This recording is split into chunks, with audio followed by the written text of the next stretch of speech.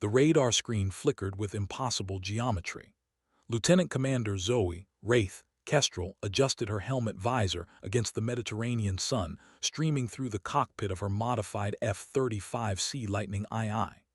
300 miles southeast of Marseille, something had gone catastrophically wrong with the joint NATO exercise. The French Rafales that were supposed to be playing friendly aggressor had vanished from all tracking systems exactly 17 minutes ago.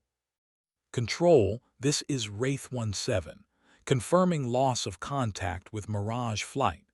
Her voice carried the practiced calm of someone who had learned to mask uncertainty with precision. The radio crackled with static that shouldn't exist in clear weather. Wraith 17, control, negative contact.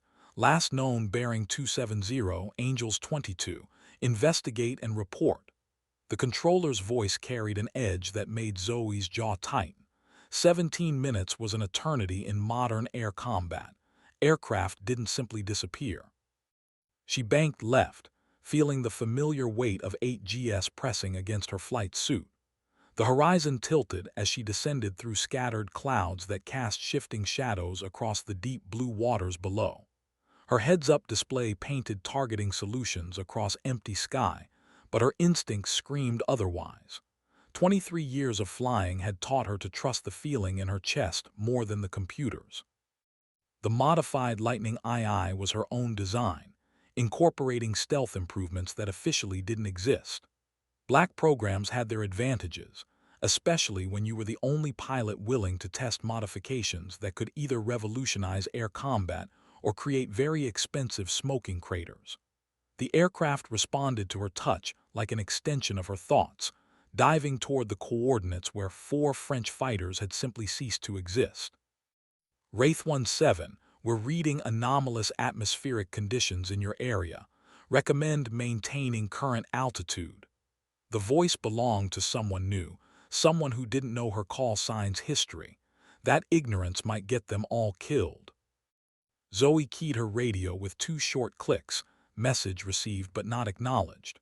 Protocol demanded compliance, but protocol hadn't saved the Rafale pilots. She pushed the stick forward, feeling the Lightning II's nose drop toward whatever waited in the electromagnetic void below. The altimeter spun backwards as she descended through layers of air that tasted wrong, even through her oxygen mask. At 8,000 feet, she saw the first impossible thing, a shadow moving independently of its aircraft, detaching and reforming like liquid darkness against the afternoon sky. At 6,000 feet, she saw the second, 4 Rafales flying in perfect formation, their pilots unresponsive to her repeated radio calls. At 4,000 feet, she understood why the radar couldn't see them, and why 17 minutes had been exactly long enough for someone to die and return to their cockpit. The shadow on her starboard wing began to move. 3 hours earlier, Colonel Marcus Theodora had been reviewing flight plans in the operations center beneath Ister's air base. The joint exercise was routine American stealth technology against French air superiority fighters in a controlled environment designed to test response times and communication protocols. He had run similar exercises dozens of times, each one carefully choreographed to avoid international incidents while gathering valuable intelligence on Allied capabilities.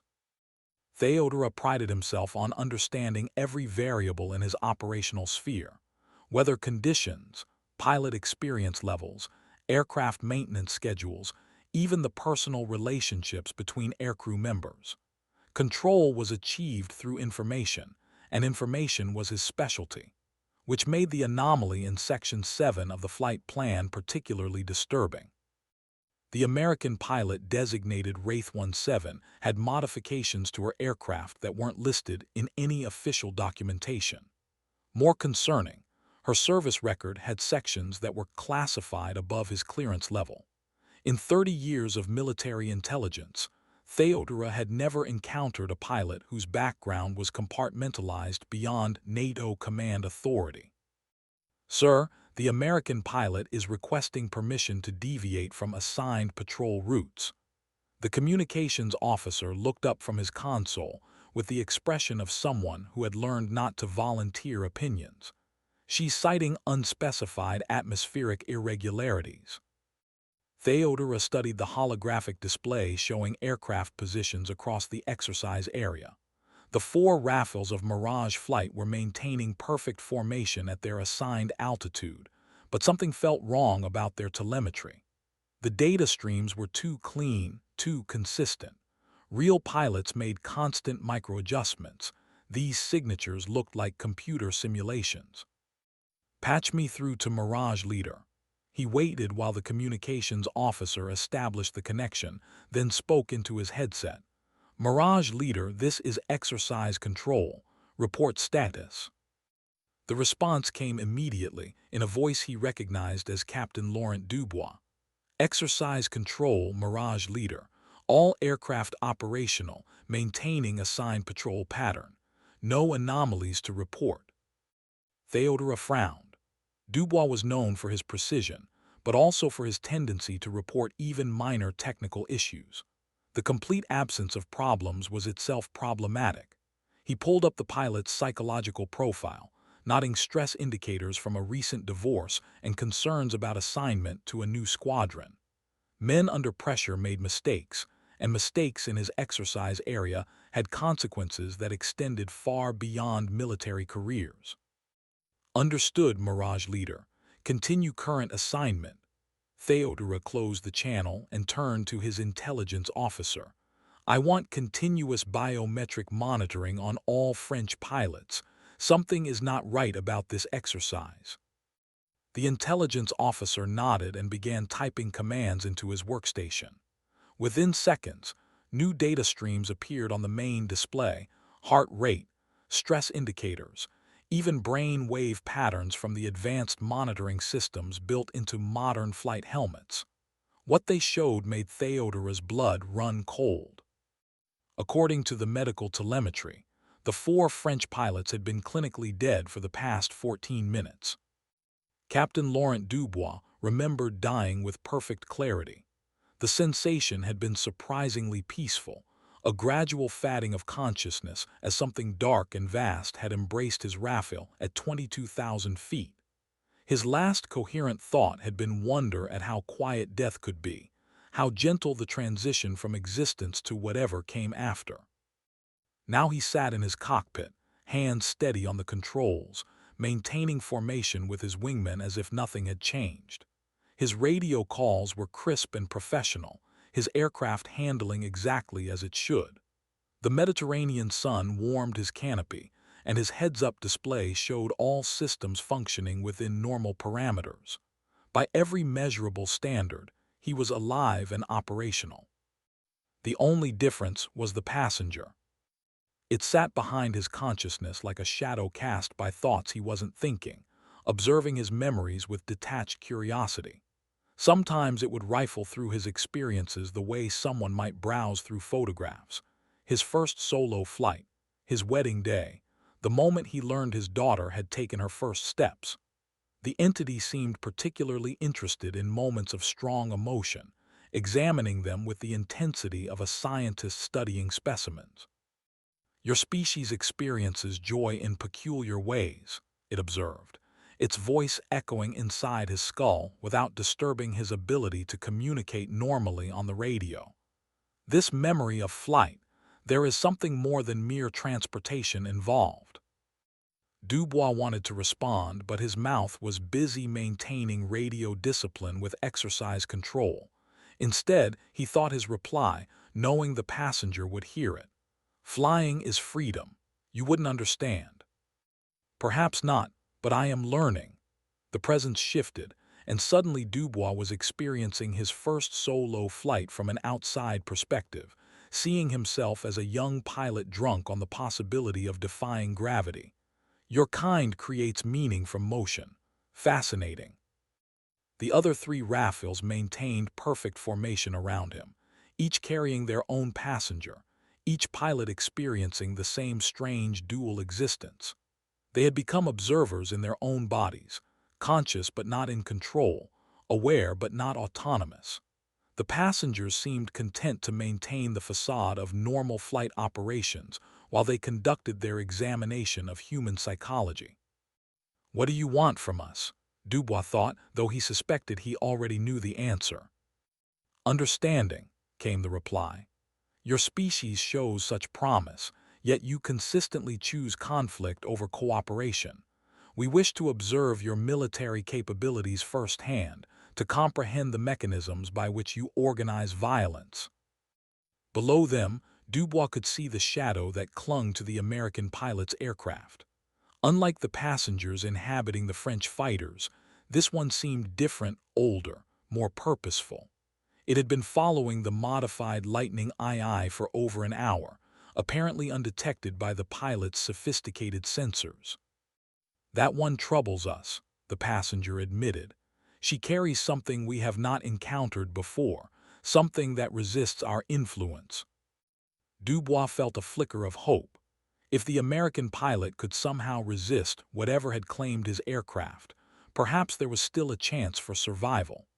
The passenger noticed his emotional response immediately, examining it with the same clinical detachment it had shown for all his other experiences. Hope is another peculiarity of your species, it mused. Even in circumstances where logic suggests futility, you persist in believing positive outcomes remain possible. We find this both admirable and inefficient. The formation continued its patrol pattern, 4 dead men flying their aircraft while their killers studied the nature of human determination. And 3 miles below, a lone American pilot began to understand that she was humanity's only chance for survival. Zoe Kestrel had learned to recognize the shape of death during her 3rd tour over Afghanistan.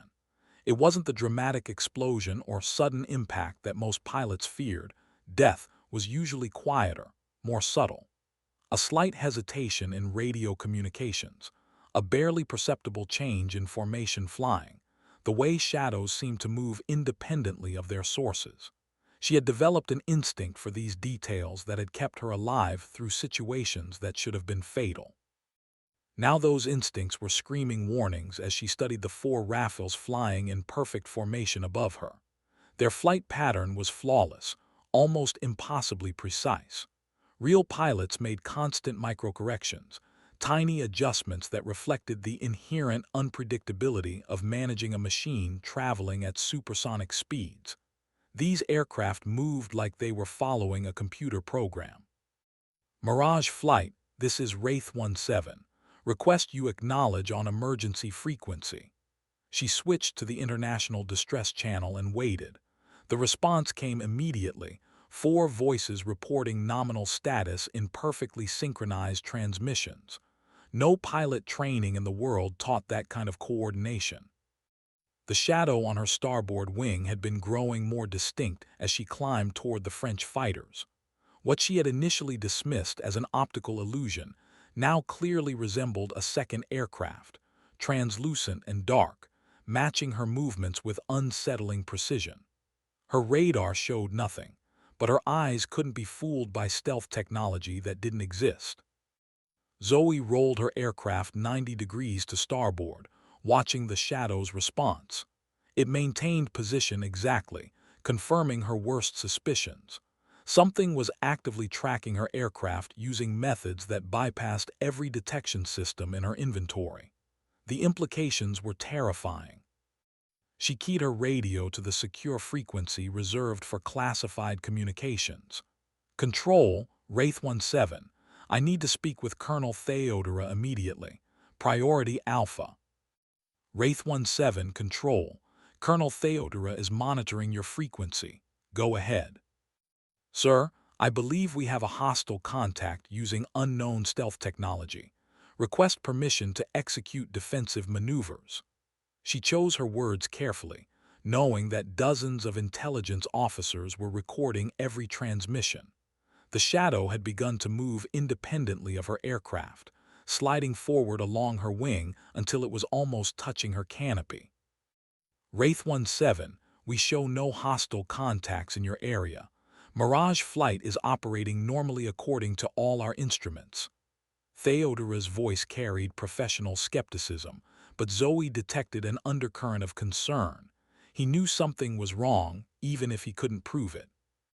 The shadow suddenly detached from her wing entirely, rising above her aircraft like smoke given form and purpose. For a moment, she could see through it to the blue sky beyond, but there was a quality to the darkness that suggested mass and intention. Whatever she was dealing with, it wasn't a natural phenomenon. Control, I have visual confirmation of an unidentified aerial object, beginning evasive maneuvers. She pushed the stick forward and rolled into a steep diving turn, feeling the familiar comfort of 9GS pressing her into her ejection seat. The modified Lightning II responded instantly, diving toward the wave tops in a maneuver that should have left any conventional aircraft behind. The shadow kept pace effortlessly, matching her every movement with fluid grace that defied physics. Zoe's tactical computer began calculating intercept solutions, but every firing angle showed empty space. How do you fight an enemy that exists outside the normal rules of engagement? That was when she remembered the shadow patch on her wing, the small black insignia that officially didn't exist, marking her as part of a program that officially never happened. Maybe it was time to find out if 20 years of classified research had produced something useful. Colonel Theodora was watching the impossible unfold on his tactical display when the first alarm began sounding. The American pilot's aircraft was performing maneuvers that exceeded the published capabilities of the F-35 Lightning II by substantial margins, pulling G-forces that should have rendered her unconscious and executing turns that violated several fundamental principles of aerodynamics. More disturbing was the medical telemetry from the 4 French pilots. According to their biometric monitors, Dubois and his wingmen had been dead for 23 minutes, yet their aircraft continued to fly perfect formations, and their radio communications remained crisp and professional. Theodora had seen many impossible things during his career in military intelligence, but nothing that challenged the basic assumption that pilots needed to be alive to fly their aircraft. "Sir, we're receiving a priority transmission from EUCOM. They want to know why we have an unscheduled stealth demonstration in French airspace." His communications officer looked pale, the kind of expression that came from realizing your career might be ending in real time. Theodora accepted the encrypted message and scanned its contents quickly. European Command was tracking an aircraft signature that matched no known aircraft in NATO inventory, performing maneuvers that suggested either revolutionary propulsion technology or a complete breakdown in the laws of physics. They wanted answers, and they wanted them immediately. "Tell EUCOM that we are experiencing an unscheduled test of new aerospace technologies. Full briefing to follow within 6 hours." It was a lie that would buy him time to understand what he was actually dealing with. The truth, that dead pilots were flying their aircraft while an unknown stealth technology shadowed an American test pilot, would trigger responses that could escalate rapidly beyond anyone's control. His intelligence officer approached with a tablet displaying classified files. "Sir, I've been researching the American pilot's background. Most of her service record is compartmentalized, but I found references to something called Project Shadowhawk. Black-budget aerospace research, possibly involving experimental stealth technologies." Theodora studied the fragments of information available. Project Shadowhawk had been funded through compartmentalized military research budgets for over 2 decades, with minimal congressional oversight and no public documentation. The pilot designated Wraith 17 appeared to be the primary test subject, with over 3,000 hours of flight time in aircraft that officially didn't exist. What about her call sign? Wraith suggests someone with specialized knowledge of stealth operations. Theodora pulled up the pilot's photograph, studying a face that managed to look both professional and slightly haunted. Her eyes held the particular 1,000-yard stare that came from seeing too much classified material. "Unknown, sir, but there are references to paranormal countermeasures in some of the funding documents.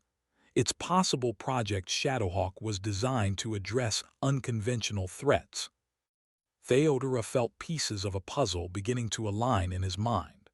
If the American military had been researching unconventional aerospace phenomena, and if they had a test pilot specifically trained to address paranormal threats, then perhaps what he was watching wasn't an invasion or an attack.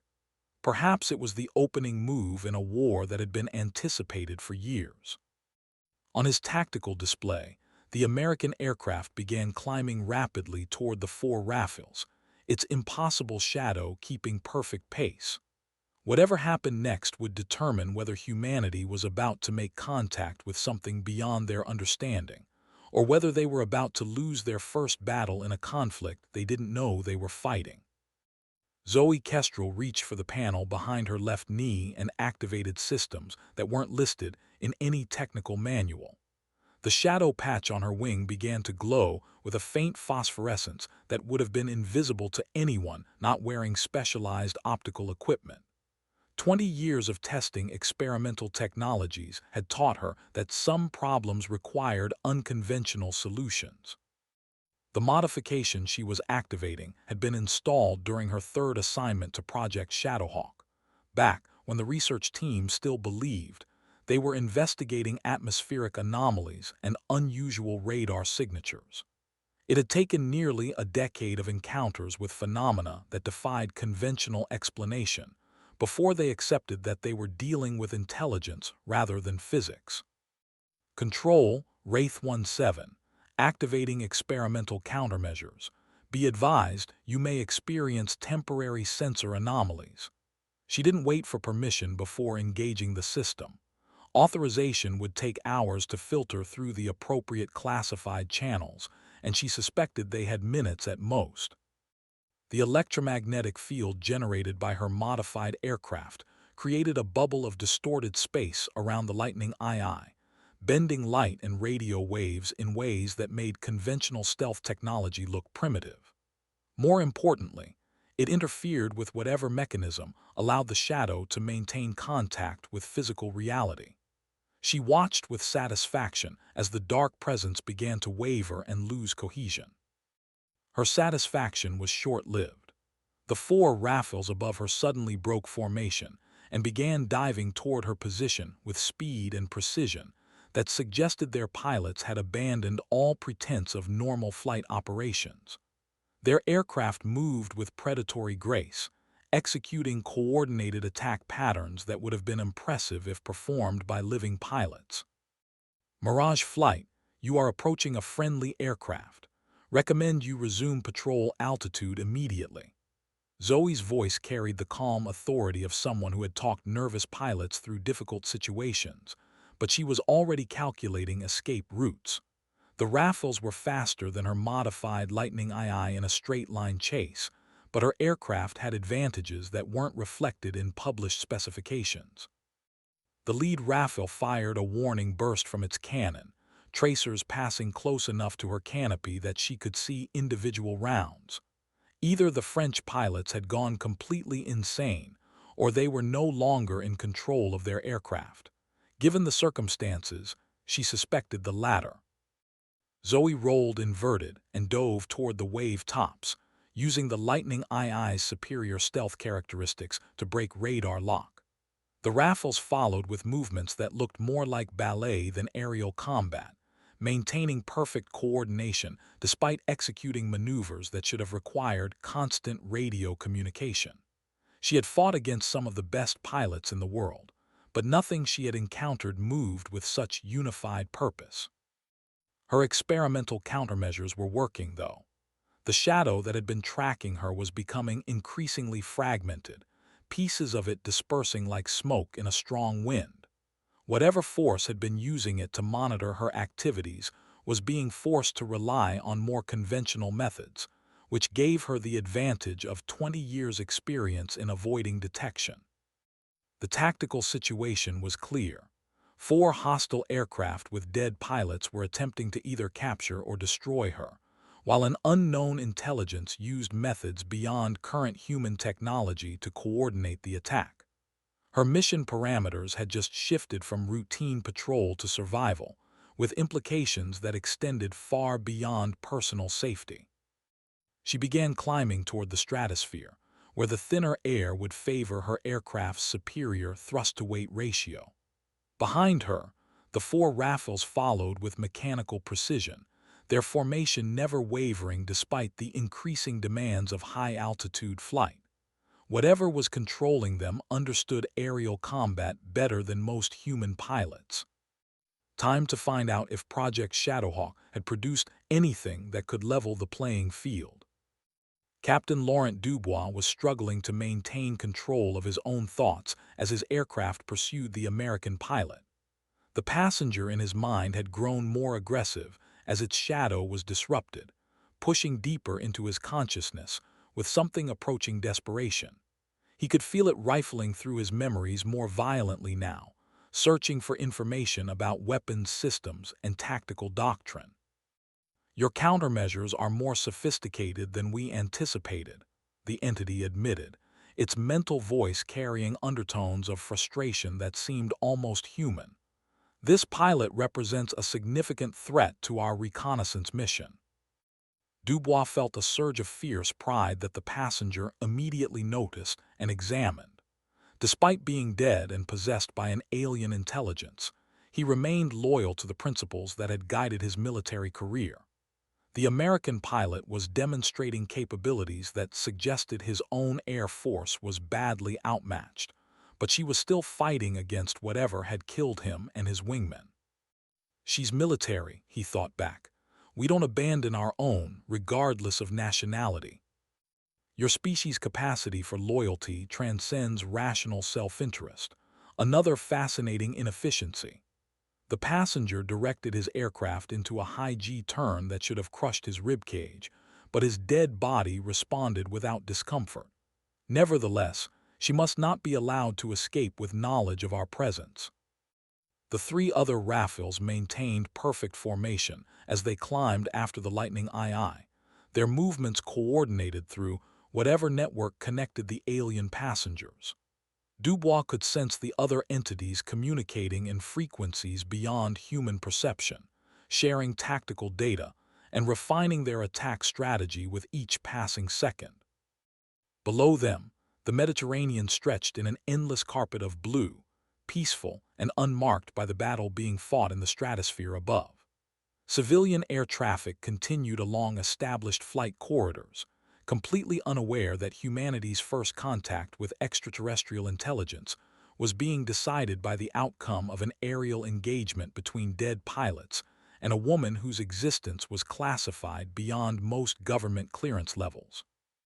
"Why did you kill us?" Dubois asked, knowing the question was futile but needing to understand the motivation behind his own murder. "Death was not the intention," the passenger replied, and Dubois sensed genuine regret in its response. "Your consciousness was more fragile than anticipated. We sought to establish communication, to understand your military capabilities through direct observation. The process of mental contact proved fatal to your biological systems." The admission carried implications that terrified Dubois more than his own death. If these entities were killing humans through attempts at communication, then first contact was going to be a catastrophe regardless of their intentions. Humanity wasn't equipped to survive peaceful interaction with beings whose mental processes operated on fundamentally different principles. "The pilot you're chasing," he thought, "what makes her different?" "Unknown. Her consciousness demonstrates resistance to our influence that we have not previously encountered. She carries something that shields her from our contact methods. We must understand this resistance before others of your species develop similar protections." Above them, the American aircraft began deploying countermeasures that Dubois had never seen before. The Lightning II seemed to phase in and out of visible light, becoming translucent before solidifying again. More disturbing, the space around it began to warp in ways that made his dead eyes water. Whatever technology she was using operated on principles that challenged physics itself. The hunt was about to become something far more dangerous than aerial combat. Zoe Kestrel felt the familiar weight of destiny settling on her shoulders as she activated the final stage of her aircraft's experimental modifications. The technology she was about to deploy had been tested exactly 3 times, with results that ranged from spectacular success to the complete disappearance of the test aircraft and pilot. The research team still debated whether the missing pilot had been killed or transported to an alternate dimension. Today seemed like an appropriate time to find out which theory was correct. The quantum distortion field generated by her aircraft's most classified system created a bubble of altered spacetime that extended roughly 50 meters in all directions. Within this field, the normal rules of physics became suggestions rather than laws, allowing her Lightning II to perform maneuvers that existed more in the realm of science fiction than aerospace engineering. She rolled through a turn that bent her flight path through what her instruments insisted was a fourth spatial dimension, emerging behind the lead Rafale with a firing solution that should have been geometrically impossible. Her cannon fired a burst that struck the French fighter's port wing, but instead of damaging the aircraft, the rounds seemed to pass through it without effect. "Well, that's new," she muttered, watching the Rafale continue its pursuit as if nothing had happened. Either her weapons were malfunctioning, or the entities controlling the aircraft had learned to manipulate matter at the molecular level. Neither possibility was particularly encouraging. The 4 Rafales suddenly scattered in different directions, executing a coordinated attack pattern that would have required months of practice to perfect. They approached from 4 quadrants simultaneously, their cannons firing in sequence to create an inescapable web of projectiles. Zoe found herself trapped in a sphere of incoming fire with no apparent avenue of escape. She activated the emergency protocol that the research team had designated divine intervention, a desperate measure that pushed her quantum field generator beyond safe operating parameters. The Lightning II suddenly existed in multiple positions simultaneously, each quantum state occupying a slightly different location in space. The incoming cannon fire passed through empty space, while she selected the probability state that offered the best tactical advantage. The strain on her consciousness was enormous. Existing in multiple quantum states required her to process sensory input from several different realities simultaneously, each one showing slightly different versions of the same engagement. In one state, she was diving toward the ocean's surface. In another, she was climbing toward space.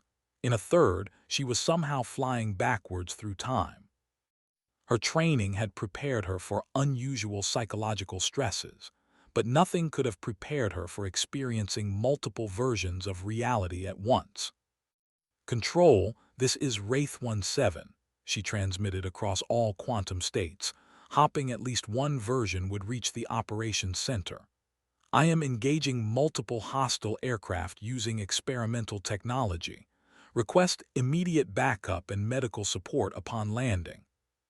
The response came from Colonel Theodora, his voice carrying the strain of someone trying to maintain command authority while watching his understanding of physics collapse in real time. "Wraith 17, we are tracking multiple signatures of your aircraft. Please explain your current status."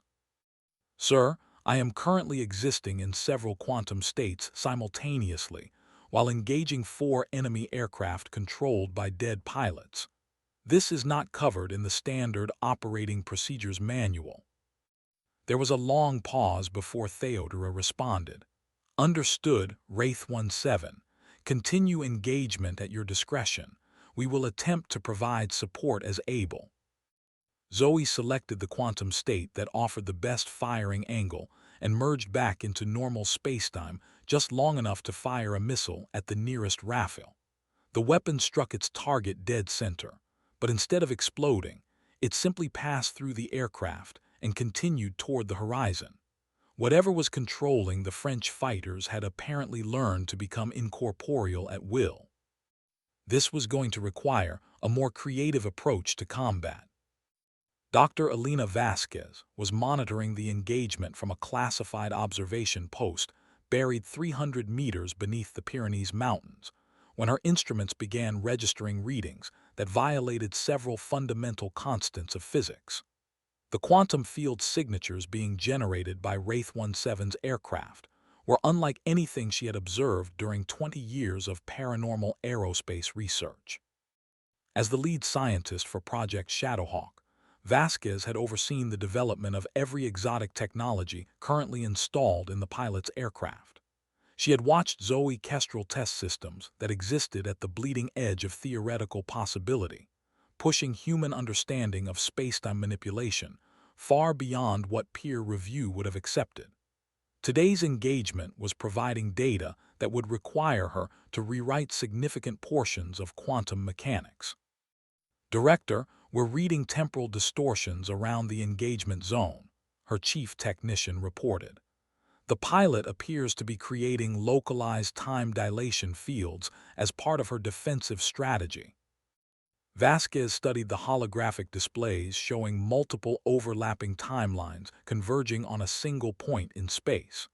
Each timeline represented a different quantum state that the pilot was maintaining simultaneously, a feat that should have been impossible for any human consciousness to sustain. The psychological stress alone should have caused complete mental breakdown within minutes. "What's her neural activity?"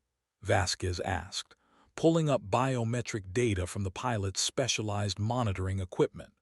The readouts showed brain patterns that resembled deep meditation more than the expected chaos of quantum consciousness fracturing. "Stable, ma'am. Heart rate elevated but within acceptable parameters. Brain activity shows unusual synchronization patterns but no signs of psychological distress." The technician paused, studying secondary readouts. "If I didn't know better, I'd say she's actually enjoying this." Vasquez allowed herself a small smile. She had selected Zoe Kestrel for Project Shadowhawk partly because of psychological testing that indicated unusual comfort with paradoxical situations. The pilot possessed a rare form of cognitive flexibility that allowed her to accept contradictory realities without experiencing the mental paralysis that affected most subjects. It was a quality that made her invaluable for testing technology that operated outside conventional logic. "Are we ready to implement the recall protocol?" Vasquez asked.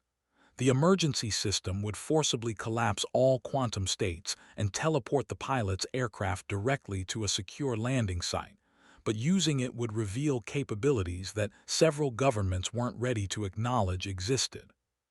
"Standing by, but Director." The technician highlighted readings from the 4 hostile aircraft. "I'm not sure conventional extraction will work. Those Rafales are showing energy signatures consistent with our theoretical models for consciousness transfer. If my analysis is correct, they're being controlled by non-human intelligence." Vasquez felt a chill that had nothing to do with the underground facility's temperature. For decades, Project Shadowhawk had been developed under the assumption that humanity might someday encounter aerospace phenomena that couldn't be explained through conventional physics. The program had been designed to provide defensive capabilities against threats that might operate according to principles beyond current scientific understanding. She had never expected those theoretical preparations to become operationally necessary during her lifetime. "Director, we're receiving an encrypted transmission from the pilot. She's requesting permission to activate the Lazarus protocol." The technician's voice carried the carefully neutral tone that military personnel used when discussing classified operations that scared them. Vasquez felt her blood pressure spike. The Lazarus protocol was the most dangerous system installed in the pilot's aircraft, designed for situations where survival required abandoning the normal constraints of physical reality. It had never been tested under combat conditions, and the theoretical projections suggested a substantial probability of catastrophic failure. "Patch me through to her directly," Vasquez ordered. If Zoe Kestrel was considering using untested technology against an unknown enemy, she needed to understand exactly what that decision might cost. Zoe Kestrel was discovering that existing in multiple quantum states simultaneously was remarkably similar to flying formation with herself.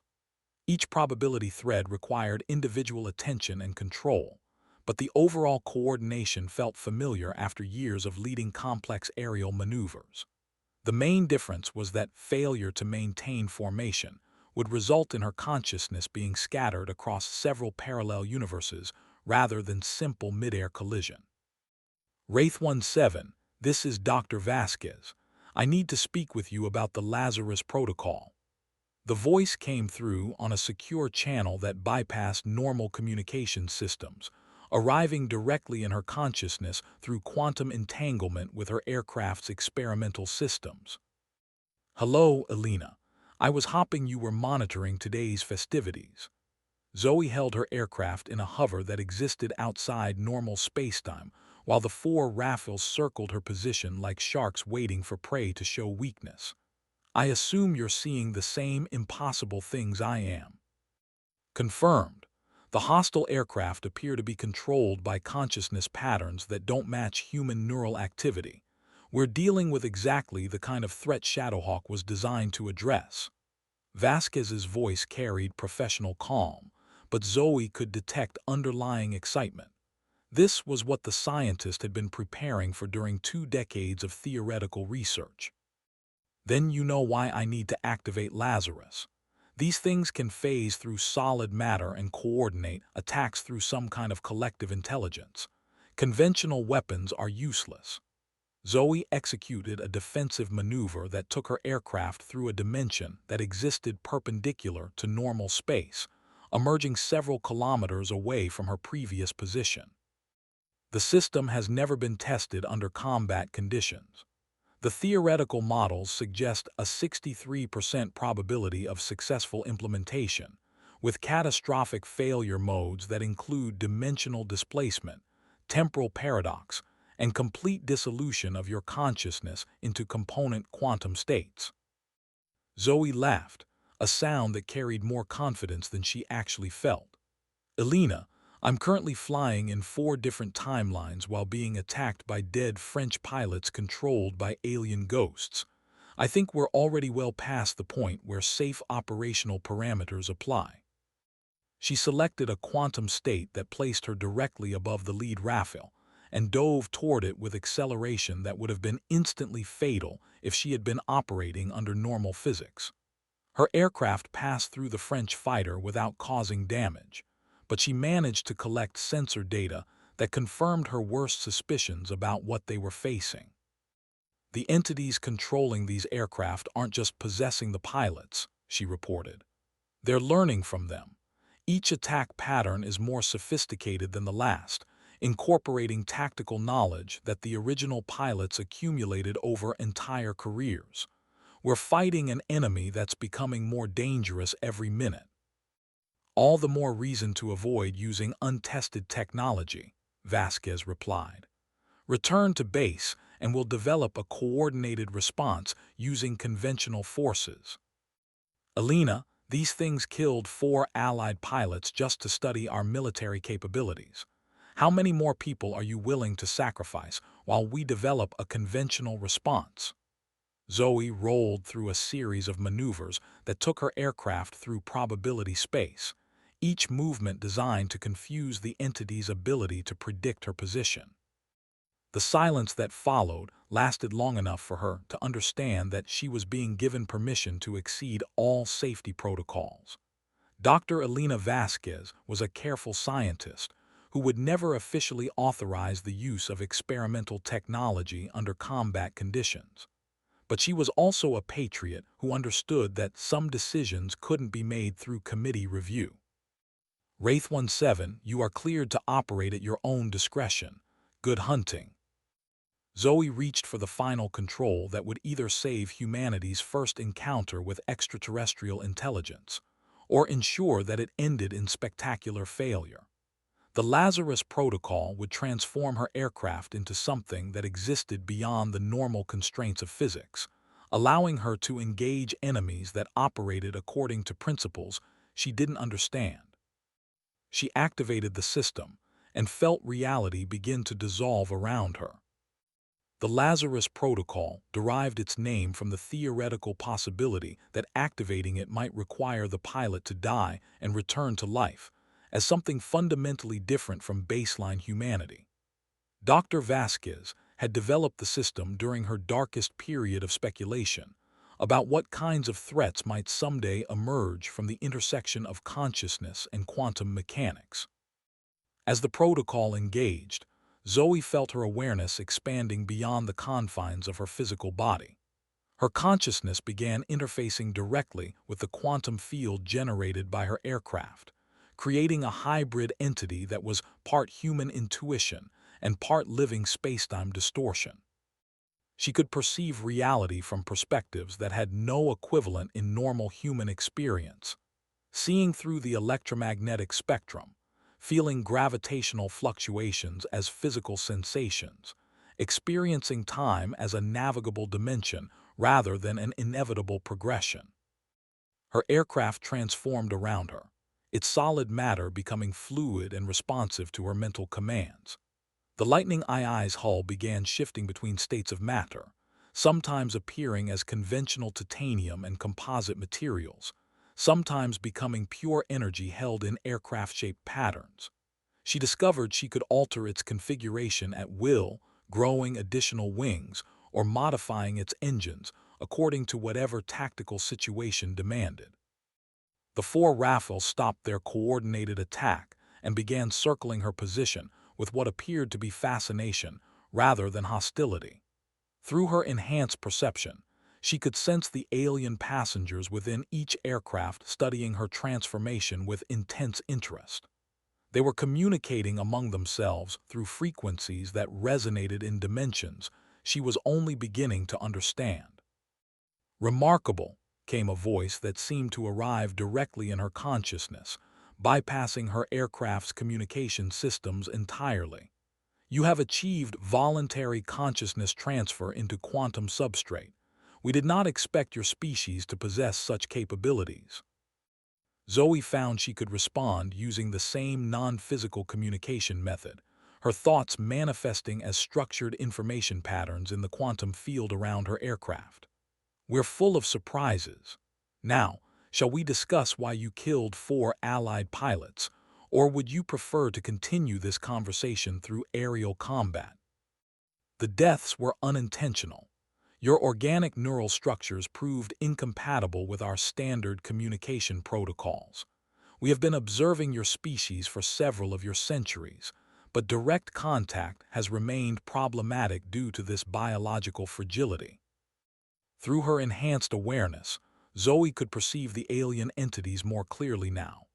They existed as complex patterns of organized energy, consciousness without physical form that could inhabit material objects through principles she was only beginning to grasp. Each entity was ancient beyond human comprehension, carrying memories that stretch back across geological epochs.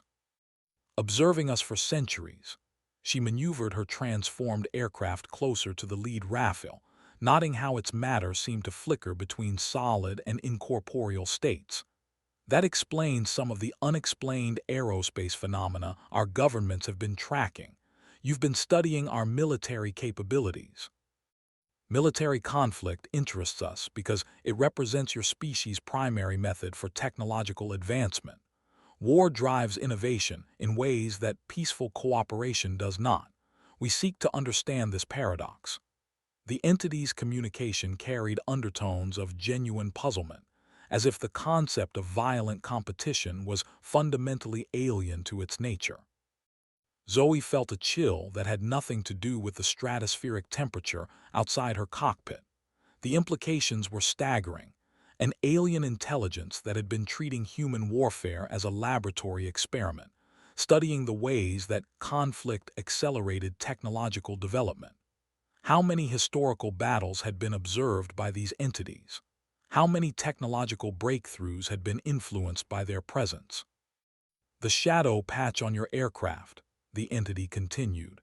"It represents something we have not encountered before, a symbol of resistance to our influence. How did your species develop protection against consciousness transfer?" She glanced at the small black insignia that officially didn't exist, remembering the ceremony where she had received it from a general whose name was classified above her clearance level.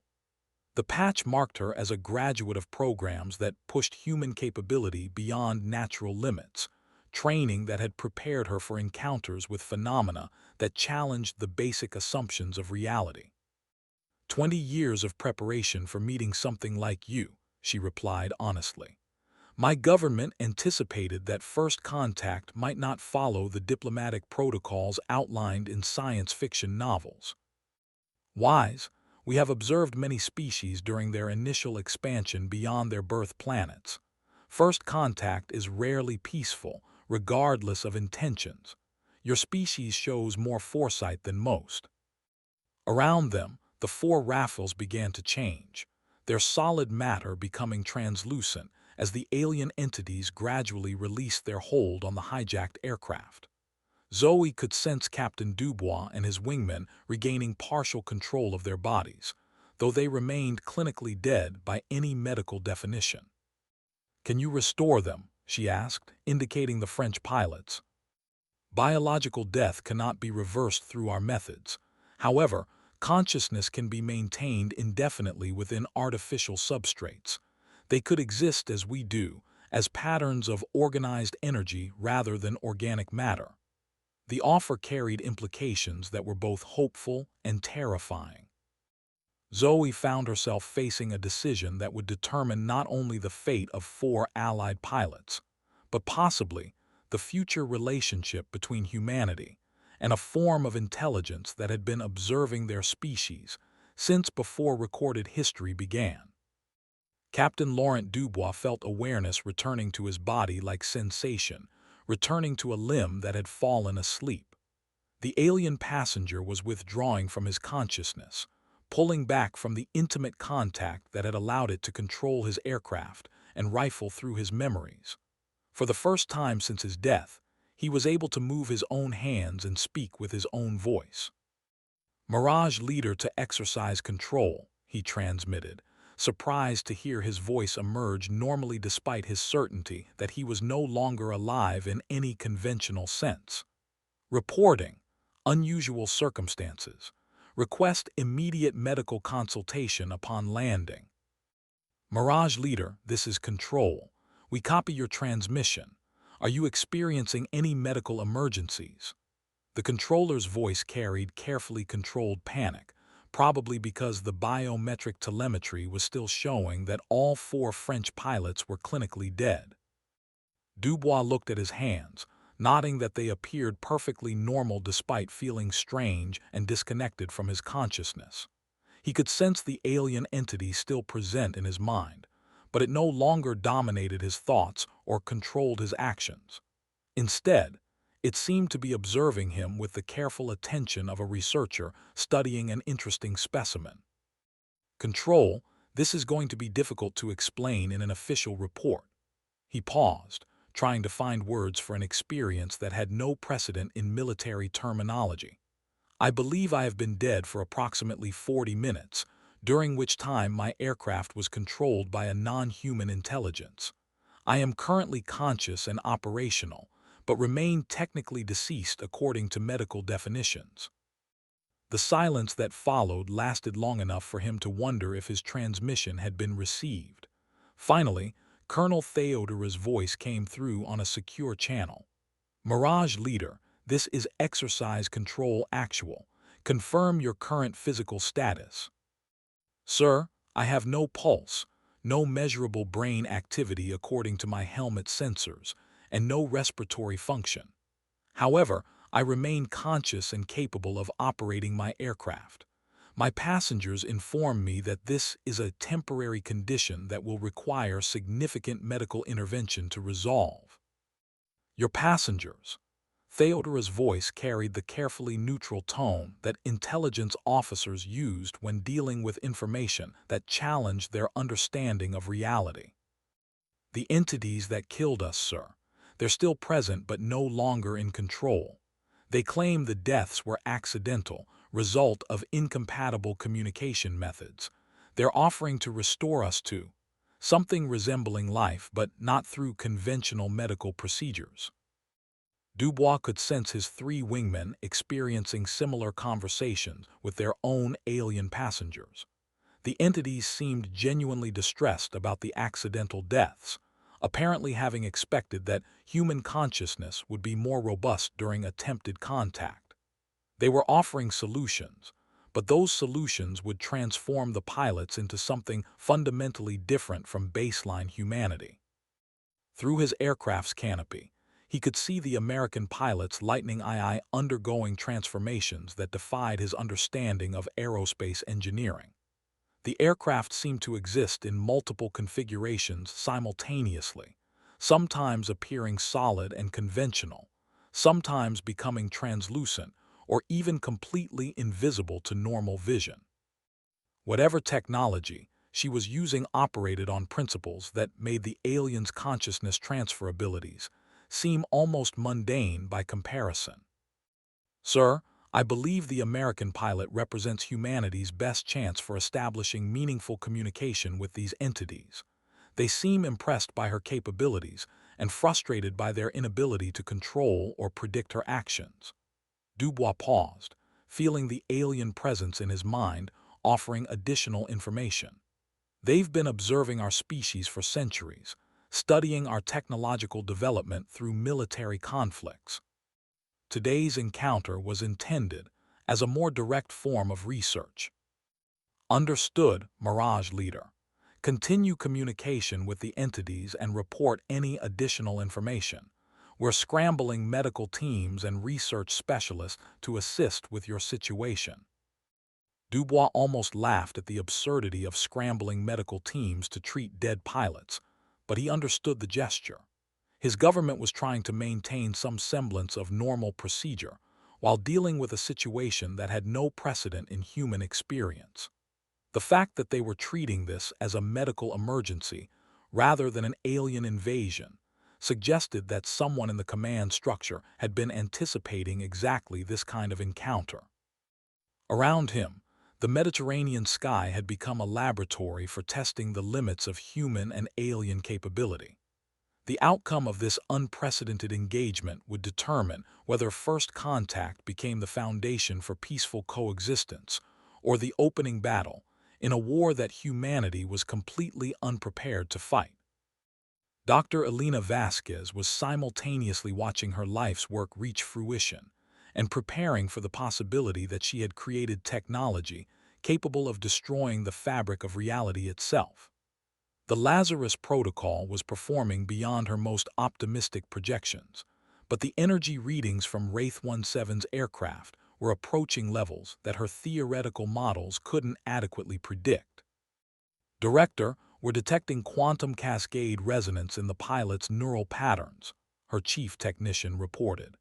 She's achieving sustained consciousness transfer into the aircraft's quantum substrate.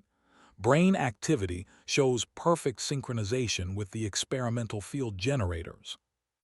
Vasquez studied the biometric displays with growing amazement and terror. Zoe Kestrel was demonstrating capabilities that represented either the next stage of human evolution or a catastrophic breakdown of the barriers between consciousness and matter. The pilot's neural activity had synchronized with quantum field fluctuations in patterns that resembled the theoretical models for artificial consciousness that existed only in classified research papers. "What's her physical status?" Vasquez asked, though she suspected she already knew the answer.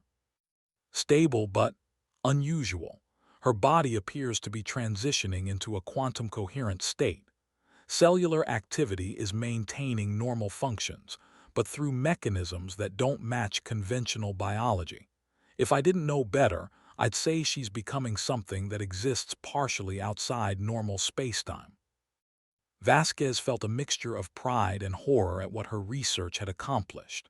For 20 years, she had worked toward developing technology that could interface human consciousness with exotic physics, always assuming that such capabilities would remain theoretical. The pilot was demonstrating that the boundary between human awareness and quantum mechanics was far more permeable than anyone had imagined. "Are we ready to implement emergency extraction if necessary?" she asked, studying readings that showed the pilot's consciousness existing simultaneously in multiple dimensional frameworks. "Standing by, but Director, I'm not sure we can extract her anymore. The quantum entanglement between her consciousness and the aircraft appears to be permanent. Attempting forced separation might scatter her awareness across several parallel universes." The implications were staggering. If the pilot couldn't be safely extracted from her transformed state, then she had effectively become a new form of life, part human, part living spacecraft, part embodied physics experiment. She would be the first human being to exist as a hybrid of biological consciousness and artificial quantum systems.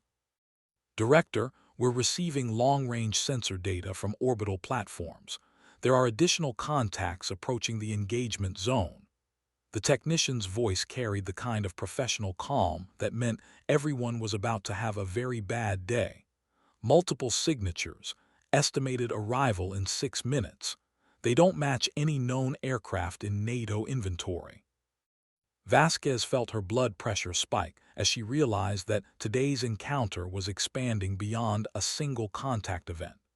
If additional alien craft were approaching, then whatever was happening in the skies above the Mediterranean was either first contact with a larger force or the opening moves in a conflict that would determine humanity's future as an independent species. "Patch me through to the pilot immediately," she ordered. "She needs to know that reinforcements are arriving, and we need to determine whether they're friendly or hostile." On her display screens, the readings from Wraith 17's aircraft continued to climb toward levels that her instruments couldn't accurately measure.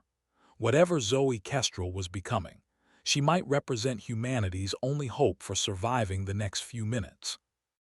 The approaching contacts were moving at speeds that suggested technology far beyond anything currently in human inventory. If they were hostile, conventional military forces wouldn't be able to engage them effectively. The pilot's transformed aircraft might be the only defensive asset capable of operating at the level necessary to protect Earth's population from a threat they had no experience fighting. Vasquez began activating emergency protocols that would alert every classified research facility on 3 continents. If this was the beginning of an alien invasion, humanity needed to mobilize every exotic technology they had developed, regardless of how experimental or dangerous those systems might be. The age of theoretical research was ending. The age of practical application was about to begin in the most dramatic way possible. Zoe Kestrel felt the approaching aircraft long before her instruments detected them, their presence registering as disturbances in the quantum field that surrounded her transformed Lightning II.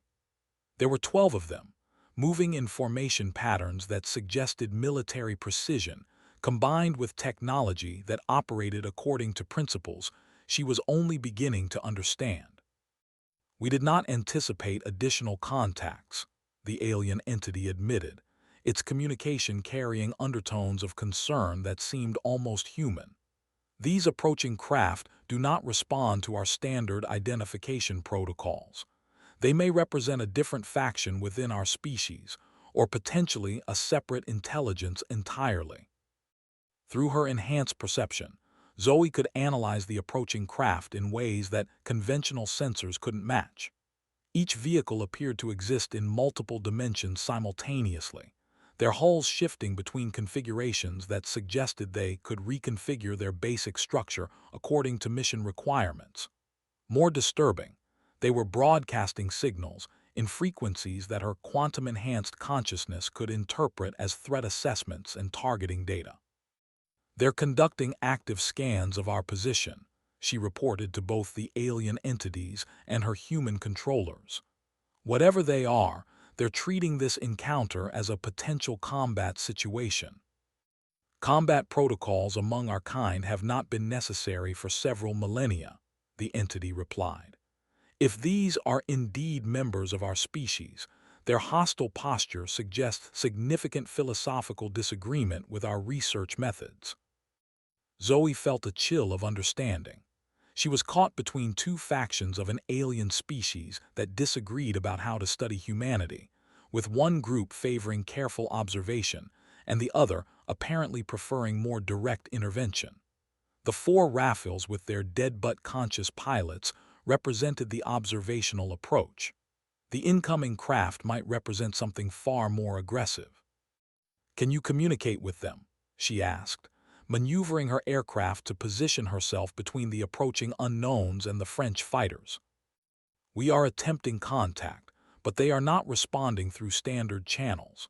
Their signal patterns suggest they consider our research compromised by excessive interaction with human subjects." The entity paused, and Zoe could sense it consulting with its companions through methods that transcended normal communication. "They may attempt to terminate this encounter to prevent further contamination of observational data." "Terminate the encounter," Zoe repeated. "You mean they're planning to kill everyone involved to maintain the purity of their research?" That interpretation is consistent with their approach patterns and weapon preparation signatures. Zoe felt her hybrid consciousness expanding as adrenaline triggered additional quantum field resonance. Her aircraft began shifting into configurations that existed more in the realm of theoretical possibility than aerospace engineering, growing additional weapon systems that materialized from organized energy rather than conventional manufacturing. She was becoming something that could engage enemies operating beyond the normal laws of physics. "Control, this is Wraith 17. We have multiple incoming hostiles. Estimated time to weapons range 3 minutes. These are not the same entities we've been communicating with. Request immediate support and recommend implementing Broken Arrow protocols." Dr. Vasquez's voice came through on the quantum communication channel. "Wraith 17, all conventional forces are too far out to provide support. You are authorized to engage at your discretion using any available systems." "Understood. Be advised, I am about to exceed all safety parameters by a significant margin." Zoe began activating weapon systems that existed only in the theoretical research papers she had helped Dr. Vasquez develop. "If this goes badly, tell Elena that her theories about consciousness-matter interface were more accurate than she realized."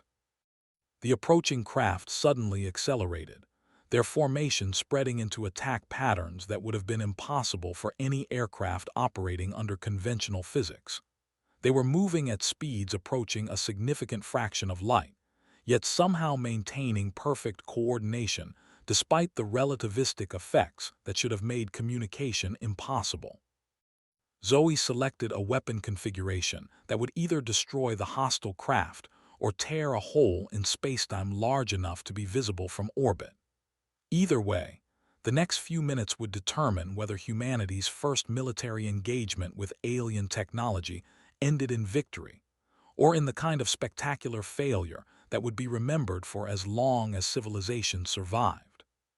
She fired the first shot in a war that officially had never begun. The weapon that emerged from Zoe's transformed aircraft didn't follow any conventional trajectory.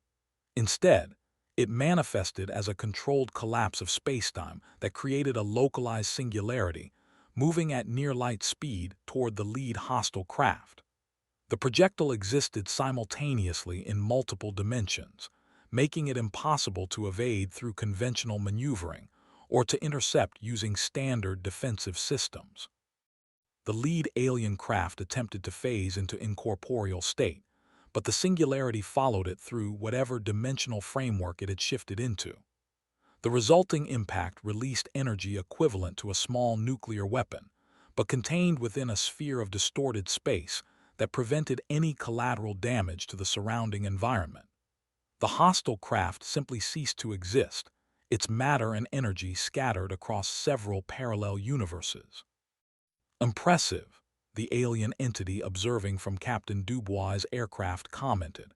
"You have weaponized the fundamental forces that govern reality itself. We underestimated your species' potential for creative destruction." The remaining 11 craft immediately shifted into evasive patterns that defied physics, some of them moving backwards through time to avoid targeting solutions, while others split into multiple copies of themselves to confuse her sensors. Zoe found herself engaged in aerial combat that operated according to rules she was inventing in real time. "Elena, I need theoretical support," she transmitted to Dr. Vasquez. "These things are using temporal manipulation as a defensive strategy. How do I target enemies that can alter their own past?"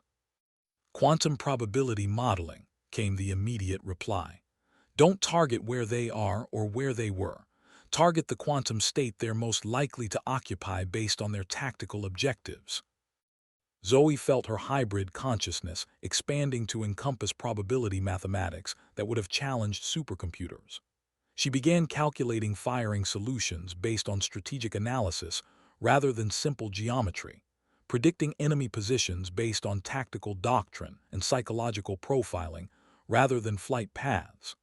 Her weapons began firing at empty space that subsequently became occupied by hostile craft attempting to implement time-shifted attack patterns.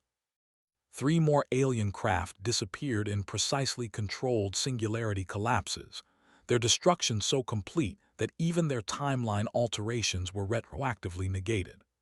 The remaining 8 craft began broadcasting signals that the friendly aliens identified as requests for reinforcement and authorization to escalate engagement parameters. "They are requesting permission to use planet-scale weapons," the entity in Dubois' aircraft reported. "Their command structure considers this engagement sufficiently threatening to justify extreme measures." Planet-scale weapons. Zoe fired another salvo of reality-distorting projectiles while processing the implications. "You mean they're considering destroying Earth to stop me?" "That option has been presented to their leadership. However, doing so would eliminate the research subjects they have been observing for centuries. The decision will likely depend on whether they consider your capabilities representative of broader human potential." Zoe felt the weight of her entire species' survival settling on her shoulders. If she demonstrated too much capability, the hostile aliens might decide that humanity posed an unacceptable threat to their civilization. If she showed too little, they might attempt to capture or eliminate her to prevent the technology from spreading to other human pilots. She needed to find a balance between deterrent and provocation, displaying enough power to discourage further attacks while avoiding capabilities that might trigger genocidal responses. It was possibly the most delicate diplomatic negotiation in human history, conducted through aerial combat at relativistic speeds. "Control, this is Wraith 17. I need to speak with someone who has authority to negotiate on behalf of our entire species. This engagement is about to become a diplomatic situation with implications for Earth's long-term survival." "Stand by, Wraith 17. We're establishing contact with appropriate officials." Around her, 8 alien craft continued their attack patterns while transmitting requests for permission to destroy the planet she was defending. The next decision she made might determine whether humanity survived its first real contact with extraterrestrial intelligence, or whether Earth became another failed experiment in an alien research program that had been running for geological epochs. She began charging her most powerful weapon system while simultaneously preparing to offer terms for peaceful resolution. Diplomacy through superior firepower had worked for human governments for centuries. Perhaps it would work with aliens as well. Colonel Marcus Theodora found himself coordinating humanity's first diplomatic contact with extraterrestrial intelligence from an operations center that had been designed for routine training exercises. His staff was attempting to manage a situation that had escalated from military drill to species survival in less than 2 hours, while maintaining the fiction that everything was proceeding according to classified protocols. "Sir, we're receiving priority communications from EUCOM, CENTCOM, and the Pentagon simultaneously." his communications officer reported. They're all demanding explanations for energy signatures that are being detected by orbital sensors. Some of the readings are consistent with controlled nuclear detonations. Theodora studied the tactical display, showing an engagement that violated everything he understood about aerial combat. The American pilot was fighting enemies that could manipulate time, space, and matter at will, using weapons that appeared to rewrite the laws of physics with each shot fired. Her aircraft had transformed into something that existed more in the realm of theoretical possibility than aerospace engineering. Tell all commands that we are conducting a classified test of experimental defensive systems. Full briefing will be provided within 12 hours pending completion of the exercise. It was a lie that would buy him time to understand what kind of explanation he could actually provide to leadership that wouldn't result in his immediate court-martial. Sir, we're also receiving communication requests from the Russian Defense Ministry, Chinese Strategic Command, and the British Ministry of Defense. Apparently, the energy signatures are being detected globally. The communications officer's voice carried the carefully controlled panic of someone whose career was about to end very badly. Route all international communications to the appropriate classified channels and inform them that NATO is conducting authorized defensive technology testing. Any inquiries should be directed through established intelligence cooperation agreements. Theodora knew that response would last approximately 6 hours before every major government on Earth began demanding detailed explanations. His intelligence officer approached with a tablet displaying real-time analysis of the engagement. Sir, based on the capabilities being demonstrated, I believe we're witnessing the operational deployment of theoretical technologies that have been under development for decades. The pilot appears to have access to experimental systems that represent significant advances over any known military technology. Are you suggesting that our government has been secretly developing technology capable of this level of performance? Theodora asked, though he suspected he already knew the answer. The pilot's call sign and her aircraft's modifications suggested involvement in programs that operated at classification levels beyond his clearance. Yes, sir. More importantly, I believe today's engagement represents the first operational test against the kind of threats these systems were designed to address. We may be witnessing the practical application of defensive technologies developed specifically for extraterrestrial contact scenarios. Theodora felt pieces of a puzzle clicking into place in his mind. If his government had been anticipating contact with non-human intelligence for decades, and if they had developed technology specifically designed to address such threats, then today's events weren't an unprecedented crisis. They were the implementation of contingency plans that had been prepared by people who understood the real nature of the threats facing humanity. Sir, the pilot is requesting communication with officials authorized to negotiate on behalf of our species. I believe she's attempting to resolve this situation through diplomatic channels. Patch her through to the secure command frequency. I'll coordinate with higher authority to determine who has the appropriate clearance and decision-making authority for this type of negotiation. Theodora paused, realizing he was about to become part of humanity's first attempt at formal diplomacy with alien intelligence, and begin recording everything. Whatever happens here today will be studied by historians for centuries. On his tactical display, the energy signatures from the engagement continued to climb toward levels that his instruments couldn't accurately measure. The outcome of the next few minutes would determine whether those historians would be human, or whether they would belong to the alien species that had been observing Earth's development from the shadows of history. Dr. Elena Vasquez received the call she had been expecting for 20 years when her secure communication system activated with priority codes that she had hoped never to see. The voice on the other end belonged to Admiral Sarah Chen, the Director of Defense Intelligence, whose clearance level was so high that her existence was classified information. Dr. Vasquez, I need a complete briefing on current capabilities and operational status of Project Shadowhawk. We have reports of engagement with non-human entities using technology that appears to match your theoretical projections. Admiral Chen's voice carried the calm authority of someone who had been preparing for this conversation since she first learned about the project's existence.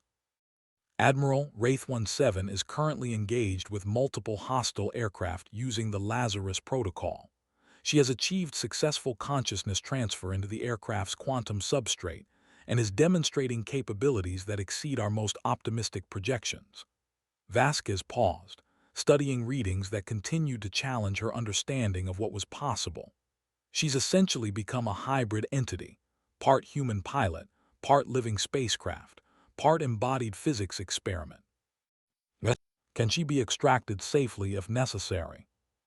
Unknown, ma'am. The quantum entanglement between her consciousness and the aircraft appears to be permanent. Attempting forced separation might scatter her awareness across several parallel universes. For practical purposes, she may have become a new form of life. Admiral Chen's silence lasted long enough for Vasquez to wonder if the communication link had been severed. Finally, the Admiral spoke with the careful precision of someone making decisions that would affect the future of human civilization. Dr. Vasquez, as of this moment, Project Shadowhawk is being elevated to operational status under direct national command authority. You are hereby appointed as Senior Scientific Advisor for all matters relating to extraterrestrial contact and defense. Admiral, I should point out that the pilot is reporting communication with friendly entities among the hostile forces. This may be a diplomatic situation rather than purely military engagement. Understood.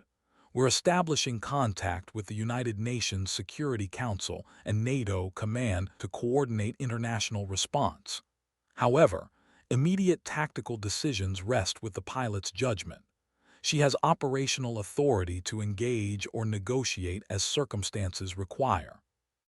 Vasquez felt the weight of history settling on her shoulders.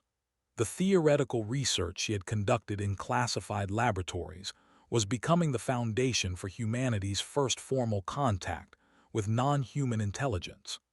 20 years of speculation about exotic physics and consciousness transfer were being tested under combat conditions against enemies that operated according to principles she was still struggling to understand. Admiral, there's something else you need to know. The friendly entities report that their species has been observing humanity for centuries, studying our technological development through military conflicts. They claim today's encounter was intended as more direct research into human capabilities. Are you telling me that human military history has been influenced by alien observation? That's their claim, ma'am. They seem particularly interested in how warfare drives technological innovation. They view human conflict as a fascinating inefficiency that somehow produces rapid scientific advancement. Admiral Chen's response carried implications that would require decades of historical research to fully understand. Dr. Vasquez, if that's accurate, then we need to consider the possibility that human technological development has been shaped by extraterrestrial influence for centuries. The implications for our understanding of our own history are staggering. On Vasquez's monitoring screens, the readings from Wraith-17's aircraft continued to show impossible performance parameters.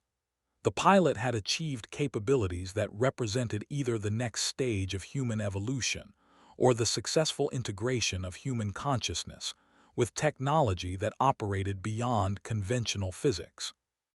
Admiral, whatever she's become, she may represent the future of human capability. If we can understand and replicate the consciousness transfer process, it could revolutionize our approach to space exploration, defense, and scientific research. First, we need to ensure she survives the next few minutes. Then we can worry about the long-term implications of what she's accomplished. Through her quantum communication link, Vasquez could hear the pilot engaging in aerial combat that was simultaneously determining the outcome of humanity's first war with extraterrestrial intelligence, and establishing the parameters for future diplomatic relations between species that operated according to fundamentally different principles. The age of human isolation was ending. The age of interstellar politics was about to begin. Zoe Kestrel found herself in the unique position of conducting aerial combat while simultaneously participating in the most important diplomatic negotiation in human history. Her transformed consciousness allowed her to engage multiple hostile aircraft while maintaining communication with friendly aliens and coordinating with her human controllers, processing information streams that would have overwhelmed any conventional pilot. Hostile craft are maintaining aggressive postures while broadcasting requests for escalation authorization, she reported while firing weapons that manipulated fundamental forces of reality. The friendly entities suggest that demonstrating overwhelming defensive capability might convince their leadership to pursue diplomatic options rather than military solutions. Admiral Chen's voice came through on the quantum communication channel with the authority of someone speaking for the entire human species. Wraith 17, you are authorized to demonstrate maximum defensive capability short of actions that might provoke planetary-scale retaliation. The objective is deterrence, not provocation. Understood, Admiral. Preparing maximum defensive demonstration. Zoe began charging her most powerful weapon system while simultaneously calculating the precise level of force that would discourage further attacks without triggering genocidal responses. It was a delicate balance that required understanding alien psychology she had been learning through combat. The 8 remaining hostile craft suddenly coordinated their attack, moving in patterns that took them through multiple dimensions simultaneously, while firing weapons that existed partially outside normal spacetime. Zoe found herself dodging projectiles that could alter their own trajectory by rewriting local physics, requiring defensive maneuvers that existed more in the realm of advanced mathematics than aerospace engineering. She responded by temporarily becoming incorporeal, allowing the alien weapons to pass through her aircraft without effect while she calculated optimal firing solutions. Her consciousness existed simultaneously in multiple quantum states, each one analyzing different aspects of the tactical situation and contributing to a unified response strategy that no human mind could have developed independently. Firing maximum deterrent demonstration, she announced, activating a weapon system that created a controlled collapse of spacetime in a sphere roughly 50 kilometers in diameter. The effect was visible from orbital platforms as a region of space where light bent at impossible angles and time flowed at different rates in overlapping zones. The 8 hostile craft found themselves trapped in a maze of distorted physics where their advanced maneuvering capabilities became useless. They could move faster than light, manipulate time and phase between dimensions, but none of these abilities were effective in a region where the fundamental constants of reality were being actively rewritten by her weapon system. "We yield," came a transmission from the lead hostile craft, broadcast on frequencies that her enhanced consciousness could interpret as formal surrender according to protocols that apparently transcended species boundaries. "This demonstration of force exceeds our tactical projections for human capability. We request immediate cessation of hostilities and initiation of formal diplomatic contact." Zoe allowed the spacetime distortion to collapse, restoring normal physics to the engagement zone while maintaining targeting solutions on all remaining hostile craft. The transition from combat to diplomacy happened in seconds, but the implications would shape interstellar relations for centuries to come. "Admiral, hostile forces are requesting formal diplomatic contact. They acknowledge that human defensive capabilities exceed their tactical projections and pose unacceptable risks to their civilization if hostilities continue. Wraith 17, you are authorized to accept their surrender and establish preliminary diplomatic contact." Formal negotiations will be conducted through appropriate channels once we establish secure communication protocols. Zoe felt the weight of history as she responded to humanity's first official contact with extraterrestrial intelligence. Hostile aircraft. This is Lieutenant Commander Zoe Kestrel representing Earth's Unified Defense Forces. We accept your request for cessation of hostilities and formal diplomatic contact. Transmit your proposals for establishing secure communication protocols. Around her, the Mediterranean sky had become the meeting place for two species that operated according to fundamentally different principles, but shared enough common ground to choose diplomacy over destruction. The outcome of this encounter would determine whether humanity joined a larger community of intelligence or remained isolated while defending themselves against forces they didn't understand. The war that had lasted 30 minutes was ending. The diplomatic relationship that would last millennia was about to begin. Captain Laurent Dubois watched history unfold from the cockpit of his Rafale, while existing in the strange liminal state between life and death.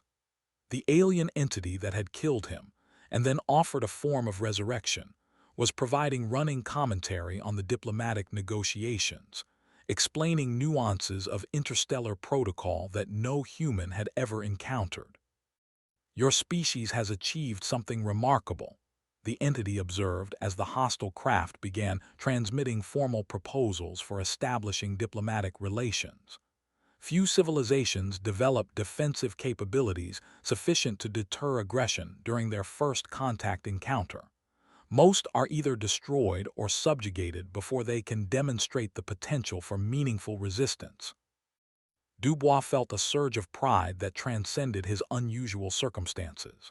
Despite being dead, despite being possessed by an alien consciousness, he remained fundamentally human in his emotional responses to his species' achievements. The American pilot had done something that earned respect from beings whose civilization was older than human recorded history. "What happens now?" he asked, watching the transformed Lightning II maintain its position among the surrendering alien craft like a guardian angel armed with weaponized physics. Formal diplomatic contact will require establishing communication protocols that allow meaningful exchange of information without the accidental deaths that occurred during our initial attempt. Your consciousness proved more fragile than anticipated, but the American pilot has demonstrated methods for consciousness transfer that might allow safe interaction. Below them, the four Rafales were beginning their descent toward Ister's air base, guided by controllers who were trying to manage the impossible logistics of landing aircraft piloted by dead men. Medical teams were standing by, though Dubois suspected that conventional medical intervention would be inadequate for addressing his current condition. "Will we be restored to normal life?" he asked, though he wasn't certain what normal meant anymore. "Life as you previously understood it may not be possible. However, existence as conscious entities within artificial substrates could provide experiences and capabilities that transcend biological limitations.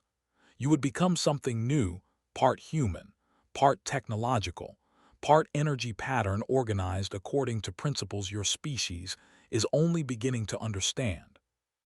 The prospect was simultaneously terrifying and fascinating. Dubois had always been curious about the limits of human capability, wondering what achievements might be possible if consciousness could be freed from the constraints of biological systems. The alien offer represented an opportunity to explore possibilities that no human had ever imagined. "What about our families, our lives outside the military?" The question came from his wingman, Captain Maurice Santos, whose voice carried the particular strain of someone trying to process implications that challenged everything she believed about existence. Human social structures will require adaptation to accommodate hybrid consciousness entities. However, the transformation also provides capabilities that could benefit your species significantly. Enhanced intelligence, direct interface with information systems, existence across multiple dimensional frameworks. These advantages might compensate for the loss of purely biological experience. Dubois considered the offer while watching the American pilot coordinate with human and alien authorities to establish preliminary diplomatic protocols. She had become something beyond baseline humanity, demonstrating capabilities that suggested consciousness could be enhanced far beyond natural limitations. Perhaps the path forward involved embracing transformation rather than mourning the loss of purely human existence. "If we accept your offer," he said finally, "we would become ambassadors between species, bridges between forms of consciousness that operate according to different principles." That interpretation is accurate. Your unique experience of both human and alien consciousness patterns would provide valuable perspective for establishing meaningful communication between species. Above them, the diplomatic negotiations continued as two civilizations attempted to find common ground despite operating according to fundamentally different principles. Below them, the Mediterranean stretched in peaceful blue, unmarked by the battle that had determined the future of human civilization. Captain Laurent Dubois, dead pilot and reluctant pioneer, began to consider the possibility that his accidental transformation might represent the first step toward a future where consciousness could transcend the limitations that had confined human potential since the species first looked up at the stars and wondered if they were alone. The landing at Ister's Air Base required protocols that had never been tested outside of theoretical exercises. 4 aircraft piloted by dead men approached the runway while medical teams and research specialists prepared to address circumstances that challenged every assumption about the relationship between consciousness and biological function. Dr. Elena Vasquez had been transported to the base by military.